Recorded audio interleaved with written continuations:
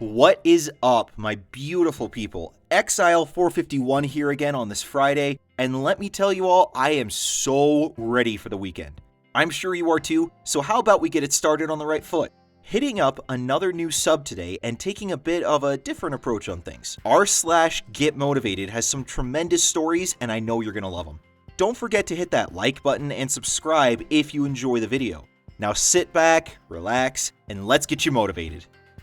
Today, I crushed a major milestone after nearly 20 years of depression. So, just to give some background, I'm diagnosed ADHD, very high-functioning autism spectrum, and with long-term depression since about the age of 8. I struggled aggressively with making friends. I struggled in school because I was bored.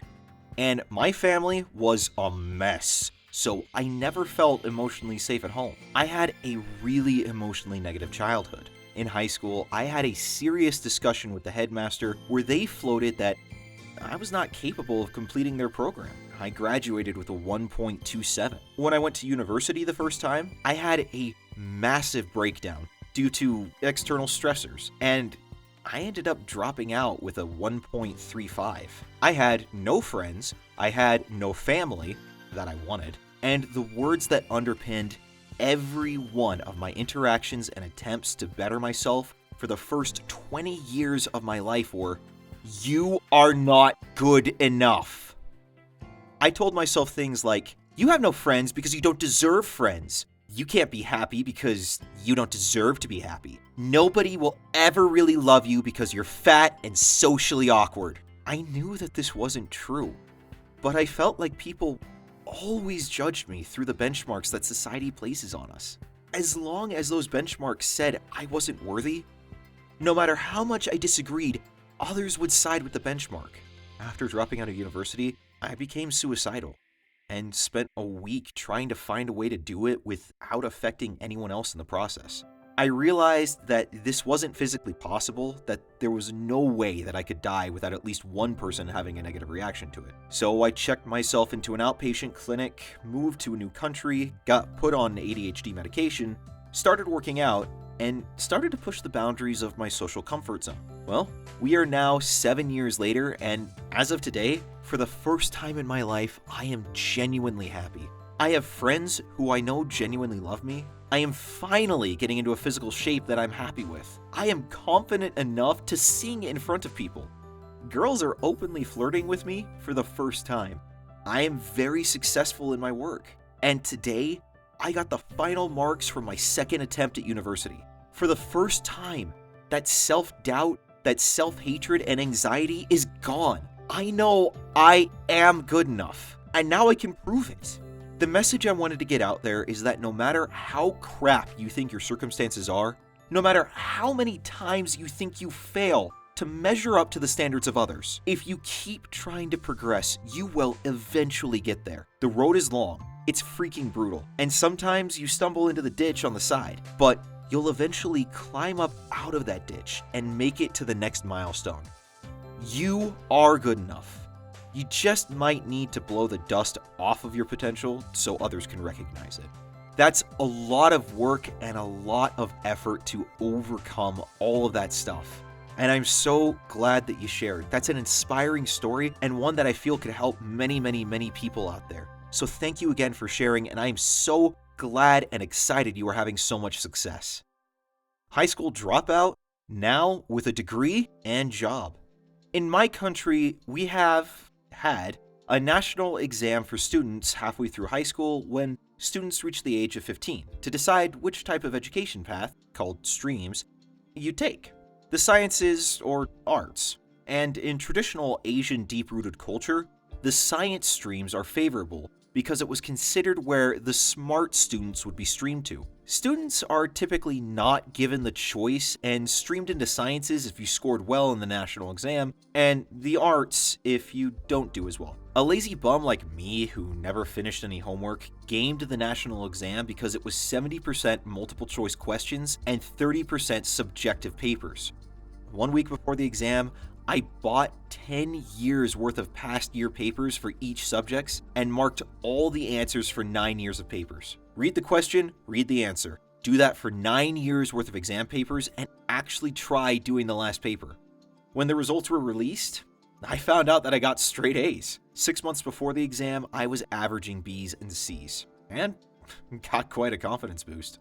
I was streamed into the science stream along with the actual smart students, and on the first day, I felt totally out of place because people actually did their homework and studied.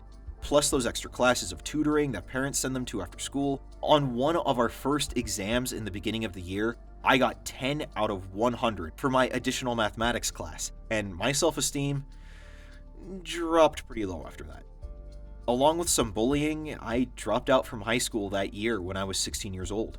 For 2 years, I ate, slept, and played doing nothing productive, despite having my parents believe that I was self-studying at home. Have no idea how they tolerated that, but thank you, Mom and Dad. I dreamt of doing music, playing in a band, freelancing, shooting wedding video, but I was still in my comfort zone, living with my parents, and did not have much fear of the need to survive. Until I saw my friends posting graduation photos on social media. That was when the thought hit me that I need to move on in life too. I signed up as a private exam candidate for the O-level exams, sort of the British equivalent to the SATs. And because you need 5 credits to enter a college program, I took exactly 5 subjects. I studied 1 month before the exam, which was practicing past year papers, and when the results were released, I averaged B's and a D for additional mathematics. That was 4 credits and a D. Great. So I retook the exam, and this time, with 6 months to prepare, I got a tutor once a week to cram 2 years worth of materials. Got a B for that and went on to college. Now 24, I graduated last year with a degree in computer science with average grades in the United States, and now started my job with a company that I interned with during the summer of my senior year. Never in my life I thought that I'd graduate college after I dropped out from high school.